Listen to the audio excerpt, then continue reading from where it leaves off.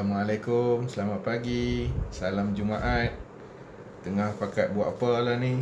Pukul 10 dah. Dah makan ke belum? Seperti biasa, sebelum saya mulakan, sila like, subscribe dan juga share saya di YouTube, Instagram dan juga Facebook. Kan? Okey, pagi ni topik kita tentang meminta maaf, tentang forgiveness. Okay? Sebab ini benda yang betul-betul, bukannya cobaan, kan? Okey kawan-kawan, kalau kita secara sedar ataupun tak sedar, kemaafan ataupun forgiveness dia ada dua. Yang pertama, kita minta kemaafan dengan orang, dan yang kedua, kita bagi kemaafan kat orang. Kedua-dua aspek ni sangat-sangat penting. Okey, saya cuba ulaskan kedua-duanya kan. So yang pertama tentang nak minta maaf ni. Of course kita nak tak nak kita kena belajar minta maaf. Even daripada kecil kita dah diajar oleh mak ayah kita, oleh orang yang jaga kita, oleh cikgu-cikgu kita. Kalau buat salah mesti minta maaf. Okey. Tetapi saya rasa apa yang mungkin ada kekurangan kat situ, bila kita ajar anak-anak kita, ajar murid-murid kita untuk minta maaf ni, kita kena juga masukkan elemen di mana bila you minta maaf tu mestilah daripada hati you, bukan daripada mulut you semata-mata. Kena make sure bila kita minta maaf tu kita tahu apa yang kita salah, apa yang membuatkan kita perlu minta maaf. Bukannya je semata-mata kau buat salah, minta maaf. Salah. Kita kena ajar, kita kena didik daripada awal untuk kita tahu apa salah kita dan kenapa kita perlu minta maaf. Supaya bila dah besar nanti, bila dia dah mula minta maaf, dia akan jadi minta maaf yang jujur lah, yang genuine. Bukan yang minta maaf yang kita tengok pun tahu dia ni cakap mulut je, bukannya minta maaf betul-betul pun. Okey. Dan selalunya benda utama yang menghindarkan kita ataupun menghalang kita daripada nak minta maaf ni apa dia? Start dengan huruf E. Bukan Ezran, bukan nama saya. Tapi E untuk ego. Ego, yes. Everyone ada masalah ego ni. Cuma besar ataupun kecil je masalah ego dia ni. Okay. So, kenapa ego? Ego, yalah, you rasa you besar, you rasa you hebat, you rasa you dah ada ilmu banyak. You rasa you tak buat salah, kenapa nak minta maaf? Kadang-kadang kalau buat salah pun mungkin dengan orang budak-budak ataupun dengan you punya murid, dan you rasa tak perlu nak minta maaf lah. Actually, sesama manusia, sesama makhluk, kita kena minta maaf kalau kita buat salah. Okay. Macam mana kita nak kurangkan ego kita ni, kita nak kecilkan kita punya ego ni? Pertama sekali kita kena sedar, kita ni manusia, makhluk yang hina dina. Kenapa saya cakap macam tu? Asal usul kita ni apa? Tanah ke emas? Yelah, walaupun saya jual emas kan, tapi kita asal daripada tanah. Tanah tu pula daripada mana? Dia asal kita ni daripada najis, tau, najis. Kenapa saya cakap najis tu? Air mani tu najis tu. Kita ni asal pada najis je. So kenapa nak ego sangat? Kenapa nak rasa bongkak, rasa hebat sangat? Walaupun you ada PhD, you ada title Datuk Tan Sri ke apa ke, kalau you ada buat salah, ngaku je lah, mintalah maaf. Sebab title ataupun you punya pangkat tak boleh buat mati pun. Kan? Tu yang pertama you kena ingat. Ego tu macam mana nak kurangkan? Sedar diri kita ni memang hina. Kita ni manusia. Tak ada yang lebih atas pada kita melainkan pencipta kita, Allah. Yang kedua, macam saya cakap, kita ni manusia. Jadinya memang kita takkan lari pada kesilapan. Kita akan sentiasa melakukan kesilapan. Cuma sedar dengan tak sedar je. Okay. So bila kita sedar ataupun ada orang prompt kita nampak kita ada buat salah, cepat-cepat minta maaf. Okay. Kalau misal kata contoh kita tak tahu minta maaf dengan siapa, minta maaf dengan Allah lah. Okay, supaya boleh mensucikan hati kita balik. Bila kita sedar kita ni selalu buat salah, kita kena minta maaf untuk kita bagi kita rasa relax balik, kita rasa bertenang balik. Okay.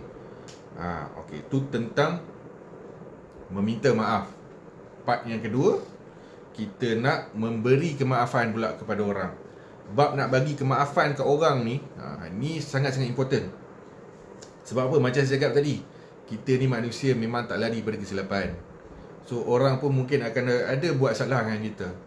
So daripada kita nak pendam salah orang tu, daripada kita nak apa ni, nak apa panggil, nak peram, daripada kita nak apa ni, ungkit-ungkit salah orang tu, kita maafkan je lah. Walaupun dia tak minta maaf dengan kita just maafkan saja. Sebab kita anggap sama juga bila kita buat salah, kita minta maaf. So kita maafkan je orang yang buat salah dengan kita ni. Tapi bila kita maafkan, tak semestinya kita lupakan. Salah konsep tu bila dia kata forgive and forget. Kita kena belajar daripada kesilapan. So jangan kita lupakan. So kalau benda tu salah, kita maafkan, okay, fair deal. So bila kita dah maafkan, kita tengok masalah tu ataupun kesalahan tu dengan objektif. Emotion tu kita dah letak tepi. Sebab bila kita bagi kemaafan kepada seseorang, automatically emosi-emosi negatif yang ada dalam diri kita tentang masalah tu akan hanyut ataupun akan hilang macam tu saja. InsyaAllah. Selalunya you kena, mungkin benda-benda yang berat, masalah ataupun kesalahan yang berat, mungkin perlu you buat 2-3 kali lah kemaafan tu, kan? Tapi konsep dekat sini, kita nak bagi kemaafan tu sebab kita nak tengok kesalahan ataupun kesilapan yang berlaku kat kita tu secara objektif. Apa yang kita boleh belajar daripada kesilapan tu, apa yang kita boleh ambil pengajaran daripada kesilapan tu. Okey. Orang yang pertama sekali you kena bagi kemaafan tu siapa? Siapa boleh jawab? You kena bagi kemaafan kepada diri you sendiri. Sedar ataupun tak sedar, kita ni kita ada simpan ataupun pendam rasa geram ataupun marah kat diri kita sendiri sebab kita ada buat salah. Kalau dalam Islam ni, kalau bila kita melakukan dosa, kita buat salah, kita langgar peraturan Allah, secara sedar ataupun tak sedar, kita pendam rasa marah tu kat diri kita sendiri. Kenapa kita buat benda ni? Kenapa kita buat benda ni? So bila kita minta maaf dengan Allah, tu satu bab. Kita kena minta maaf dengan diri kita, kena beri kemaafan kepada diri kita sendiri. Kita terima diri kita ni manusia. Macam saya cakap, kita ni hina. Jadi kita tak lari pada kesilapan. Don't be too hard on yourself. Don't be too hard on yourself. Oh, pagi ni kita cuti. Saya tak ada korek-korek hari ni. Kawan saya yang korek-korek. Okay. So kita kena bagi kemaafan kepada diri kita sendiri. Kenapa kita kena bagi kemaafan ke orang ni? Daripada segi kajian pun ada buat.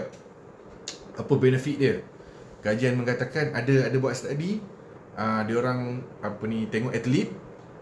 Atlet yang mana dia orang buat macam meditation ataupun khusus untuk buat forgiveness punya meditation. Lepas tu dia orang boleh nampak performance atlet-atlet ni meningkat. Daripada ada yang dia sukat daripada segi lompatan, daripada dari jarak lompat dengan ketinggian lompat, nampak berbeza. Kemudian daripada segi orang yang sakit-sakit, kadang-kadang bila kita sebenarnya actually kita punya sakit-sakit ni, sometimes sakit badan, sakit leher, sakit kepala semua ni, actually ada aspek psikologi kat sini. Sometimes kita pendam ataupun kita peram emosi negatif sebab kita tak maafkan orang, ataupun kita duk teringat benda tu, dia akan manifest kat dalam kita punya simptom kesihatan.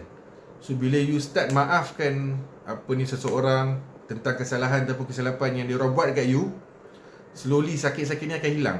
Dalam study ada tunjuk benda ni. Okey.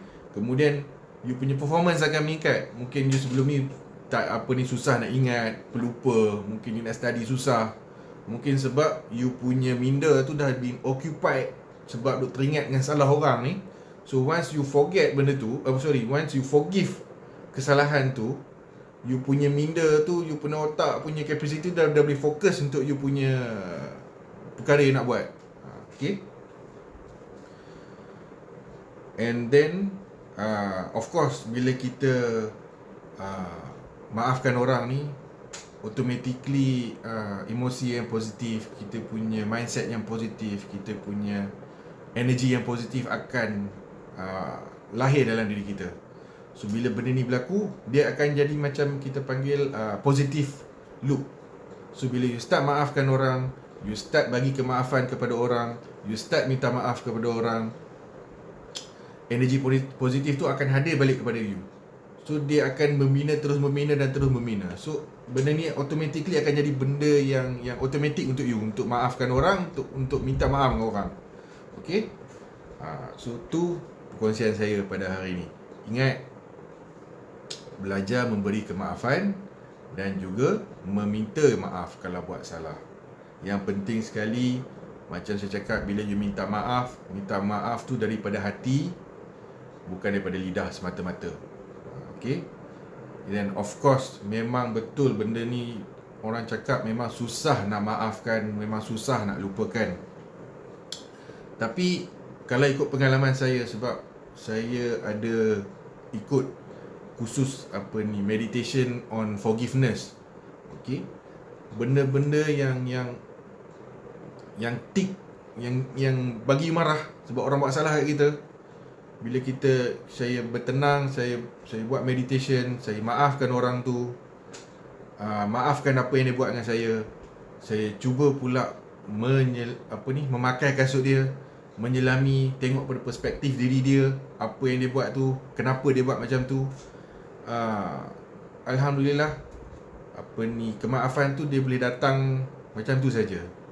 And bab nak lupakan tu, actually bila kita dah maafkan seseorang tu tentang kesilapan tu, bila kita dah nampak kesilapan tu secara objektif, kita dah tak ingat sangat dah benda tu, dia automatically benda tu akan hilang. Kalau kita nak prom, baru dia datang balik. Tapi bila dia datang balik, bila kita ingat balik benda tu, dia dah tak bagi kesan negatif kat you, dia tak bagi you marah, dia tak bagi you rasa stres bila you ingat balik benda tu. So ingat nasihat saya, mulakan daripada hari ni. Okay. So harap perkongsian saya membantu pagi ni. Assalamualaikum warahmatullahi ta'ala wabarakatuh. Oh, jap. Sebelum tu, hadiah last.